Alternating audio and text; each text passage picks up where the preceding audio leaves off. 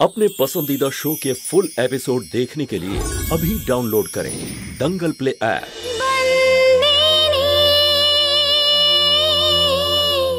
ডুকু বাবা, এখানে একা দাঁড়িয়ে আছিস কেন? কিছু না মা, আসলে ইচ্ছে হলো তাই।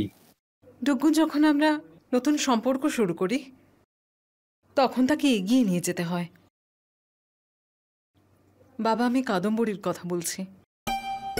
তোমার সঙ্গে ওর বিয়ে হয়েছে আর তোমায় ওকে স্ত্রীর মর্যাদা দিতেই হবে। বাবা ডুগু, ও কিন্তু আমাকে এই ব্যাপারে কিচ্ছু বলেনি। আমি তোমার ঘরে গিয়েছিলাম, ওখানে সোফায় আমি দেখতে পাই চাদর আর বালিশ আছে। তুমি কাল রাতে... মা, তুমি যখন সবকিছু জানোই তাহলে বারবার কেন কনফার্ম করছো? তুমি তো সব জানোই মা, যে কি পরিস্থিতিতে আমাদের বিয়েটা হয়েছে। কাদম্বরীর সাথে যখন বিয়ে করেছি তখন সব সম্পর্ক পালন করব, ওকে স্ত্রীর মর্যাদা দেব, কিন্তু তার আগে মা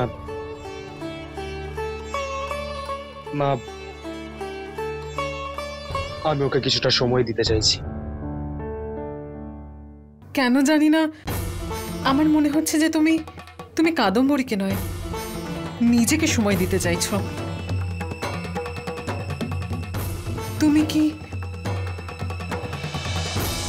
এখনো সন্তোষকে ভুলতে পারোনি? হ্যাঁ বাবা, আমি জানি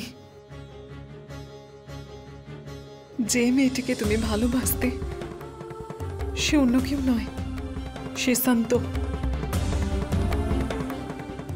আমি এই কথাটা তোমার বিয়ের আগে থেকেই জানতাম।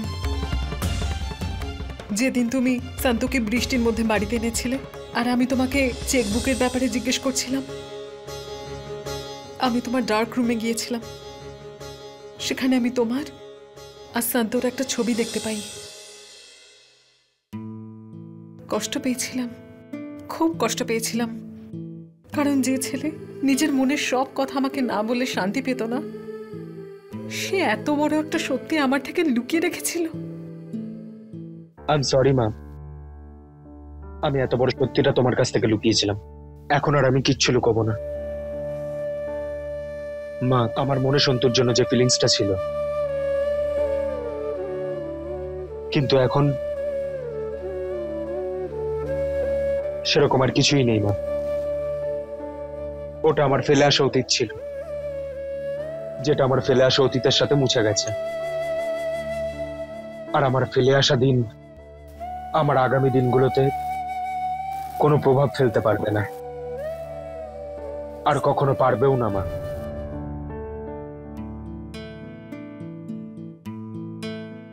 আই এম সরি মা, আই এম সরি মা।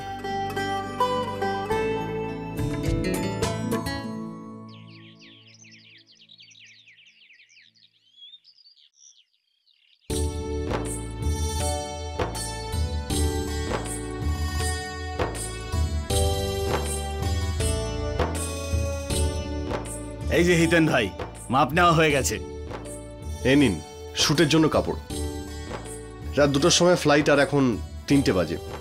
আপনাকে এই শুটটা রাত 9টার মধ্যেই করে দিতে হবে। এত তাড়াতাড়ি? হ্যাঁ, তাড়াতাড়ি আপনাকে করে দিতে হবে। হিতেন বাবা, এসব তুমি কি করছো? জীবনে আমি এসব পরিনি। আমি এই পোশাকেই চলে যাব, এটাই ঠিক আছে। মাধব দা, আপনি কখনো বিদেশে যাননি তো, কিন্তু হিতেন দাদা গেছেন, উনি ভালো করে জানেন ওখানে কি পড়তে হয়। উনি ঠিকই করছেন। হ্যাঁ দাদু, আর এমনিতেও তুমি বিদেশে যাচ্ছ, তাও আবার বিমানে করে, একটু সেজে যাও না। মাধব কাকা, আজ পর্যন্ত ধরমপুর থেকে কেউই বিদেশে যায়নি। আপনি এই গ্রামের প্রথম মানুষ যিনি বিদেশে যাচ্ছেন। এ তো আমাদের জন্য খুবই গর্বের কথা মাধব কাকা। ঠিকই বলেছেন আপনি। সন্তুমা, যতদিনে আমি ফিরে আসবো ততদিনে তুমি... খেমি দিদি মুঙ্গিকে নিয়ে চিন্তা করো না দাদু। মা আমাকে বলে দিয়েছেন যতদিন না তুমি বিদেশ থেকে ফিরছো ওরা দুজন আমার কাছেই থাকবে, আমার শ্বশুর বাড়িতে। ঠিক আছে হিতেন ভাই, এবার আমি যাই। রাত 9টার সময় এই স্যুটটা তৈরি করে নিয়ে আসবো।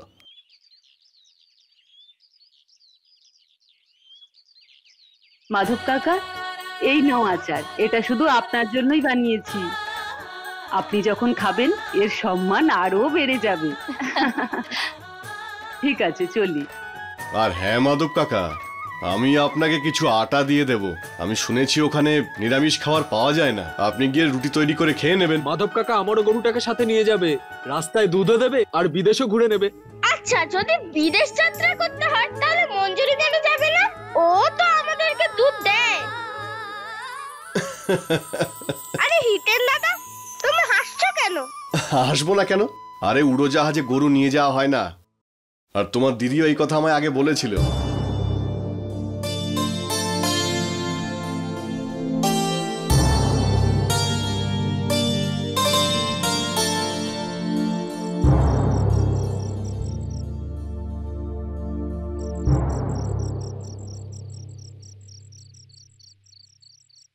এত দেরি হচ্ছে কেন?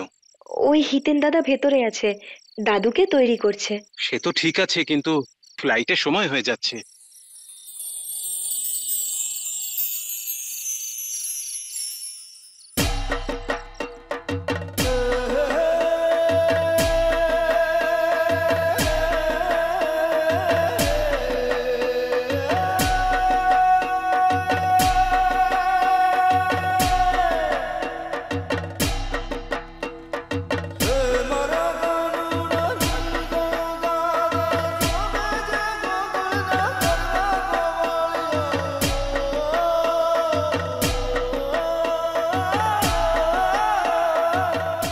আরে বাহ মাধব কাকা, কি দারুণ লাগছে আপনাকে। মাধব কাকা, এবার মনে হচ্ছে তুমি বিদেশ যাচ্ছ। আরে ছবি তোলার লোকটা কোথায়? আরে ভাই এদিকে এসো, এদিকে এসো। হ্যাঁ এসো এসো এসো, তোলো তোলো।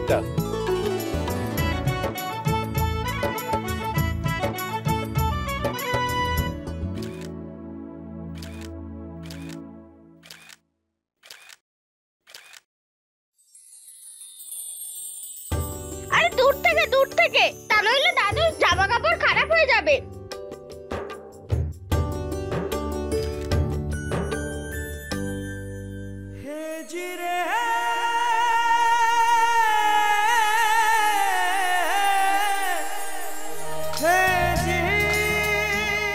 মঞ্জুরির দিকে একটু খেয়াল রেখো মনু ভাই।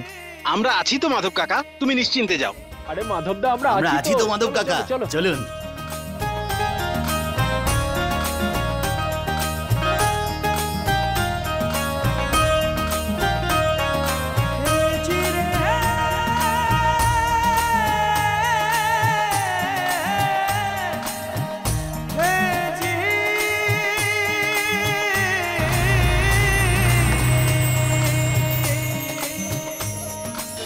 फुल एपिसोड देखने के लिए अभी डाउनलोड करें दंगल प्ले ऐप।